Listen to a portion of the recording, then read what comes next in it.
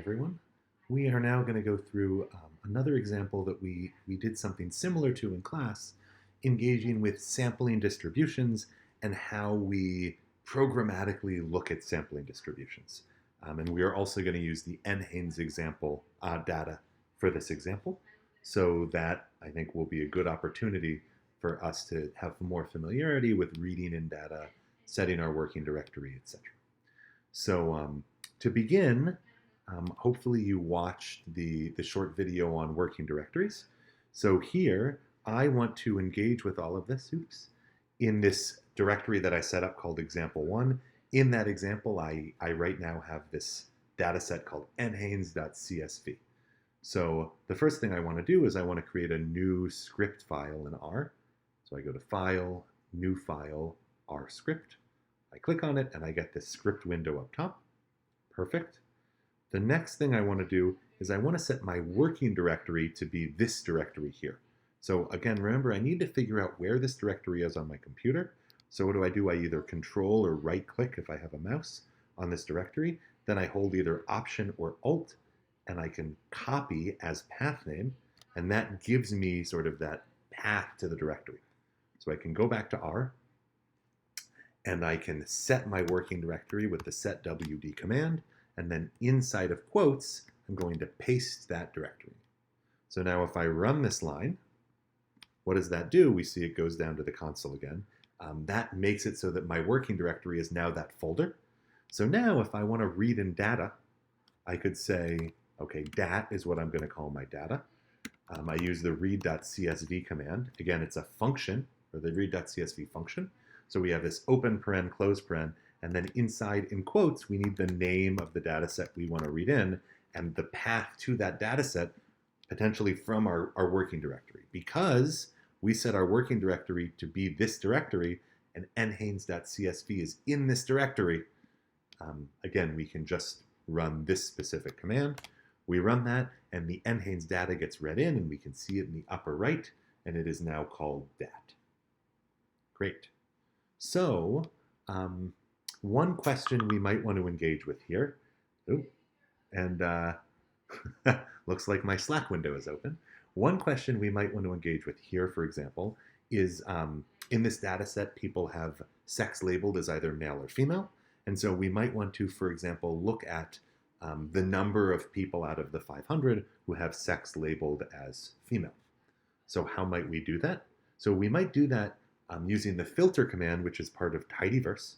Again, remember, in order to use those commands, we need to first use this library command, library tidyverse, which will, when we run it, let R know that we want to use commands from tidyverse. Okay, great. We see that it is now loaded. So the next thing we can do is we can take our data. We use this pipe operator to say, do the following thing on data. We can use the filter command, which filters out only a subset of our rows. And we now have a statement we want to filter based on. So here, we might want to filter based on sex, and we only want to keep people for which sex is identified as female.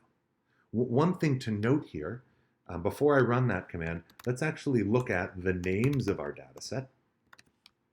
So this is the names of the columns. Names, again, is a function that tells us the names of the columns when we run it on a data set. So we see it has all of these names, and sex is one of the columns. And if we now look at that sex column, which we can do either using the $, which is what we're doing here, or you could use piping with the pull command. But if we run this, we see sex is either male or female, and notice the F in female is capitalized. And so it's really important that when we put this statement, this conditional statement in our filter command, that we also have the F in female is capitalized. It's also important that we use quotes. If we had, say, a lowercase f, when we ran this filter command, we would be returned with a totally empty data set because there are no people for which sex is equal to female with a lowercase f in our data. All right, so again, this will filter out some of the rows. The next thing we might want to do is count the number of columns, and there's a function called ncol that tells us the number of columns in a data set. For example, ncol dat will tell us that dat has 15 columns. Similarly, there's a function that tells us the number of rows, which is actually what we want here. So if we run nrow dat, we get 500. Now again, remember how piping works. We similarly could have typed dat pipe nrow, and this says take the data set dat and then run nrow on it, right? It's just we can write things in a different order using piping. So that would give us the same number. So if we say dat pipe filter sex equals female, this is going to give us the subset of dat for which sex was female. We can then pipe this, if we would like, into the nrow command, and it will give us the number of rows in that subset of the data. So if we run this, what do we get? We see there are 261 rows with sex equal to female. Excellent. So, okay, we've downloaded our data, we've engaged with it a little bit, we've subset it with this filter command, we've summarized that, we see 261 of the 500 people in our data set have sex identified as female. So now let's think about sampling distributions like we talked about before. So let's imagine someone came to us and they said, we thought that the population was 50% male and 50% female, right, in terms of biological sex.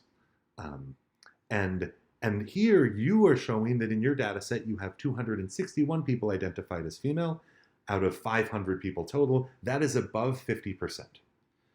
The question we might ask is that enough above 50% that we might imagine that either the population is not actually 50% identified male, 50% identified female, or somehow was our sampling messed up? So this is another problem where we are going to think about maybe coin flipping.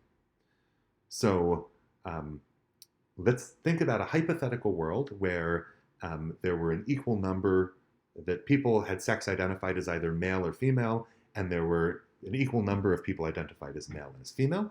Then when we collect a sample of 500 people, we can imagine each person we collect, if it's sort of a representative random sample, their sex is almost determined as a coin flip here, right? 50% of the time it will be male, 50% of the time it will be female. So what we are asking is, if we observed out of 500 coin flips, 261 heads, is that unusual if the coin would flip heads 50% of the time and tails 50% of the time?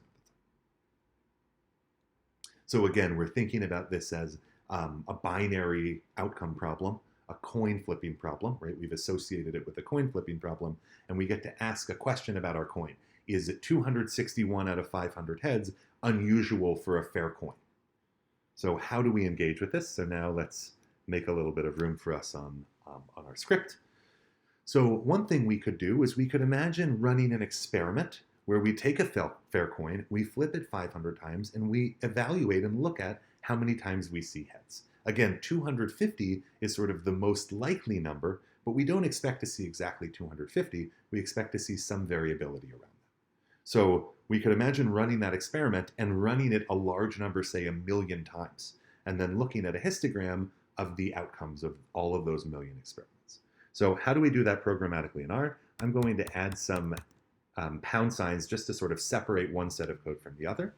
So what we do is we use this R binom command, which flips coins for us on the computer.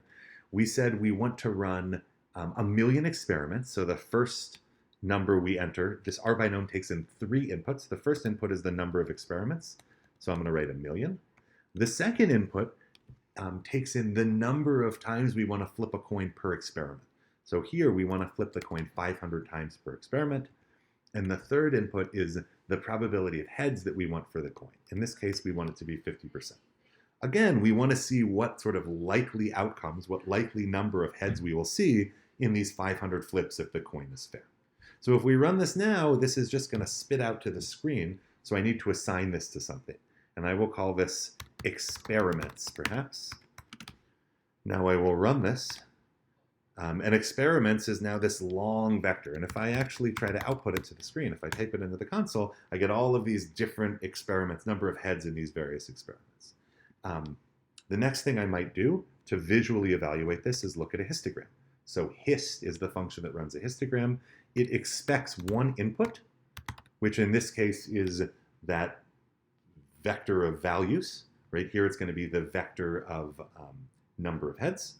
So if I run this, we see this histogram in the bottom right. And probably we want to change the labels here, which we may do in a second. For now, though, we can see, okay, while 250 is sort of the mode of this distribution, it's sort of the mean, the median, and the mode, actually, but it is like that highest central point. What number did we originally get? We saw 261 people were identified as female in this data set, and 261 is still well within the bulk of this data set. Right, so 261 is not unreasonable if, in fact, 50% of people in the population are identified as male and 50% are identified as female. Great, so the last piece here is, let's think about maybe changing the x-axis label in our histogram, and maybe also changing the title of our histogram. So in the hist function, and you wouldn't know this a priori, but there are a couple of optional inputs. One optional input is called xlab. So we can, if we want to change it, we say xlab. And then here, rather than the assignment operator, you actually use equals for assignment. And then in quotes, you put what you would like to have as the x label. So maybe we can say that this is, if we're thinking of this as coin flipping, number of heads. And similarly, if we want to change that main title, there is an optional input called main. And so again, we write main, we use equals for assignment, and then write the new value we would like. So we can call this, like, I mean, there are probably lots of good names. Sampling distribution for number of heads out of 500 trials. And this may end up, oh, it ended up writing too far. So in fact, if we add a /n into that set of characters in quotes, and we run this, that adds a new line. So anyhow, now that we have added these optional arguments, we can rerun these commands, and we see we get a new histogram. And if we want to save this histogram, we could use the export command, or we could do it in text using the PNG command, as we discussed in the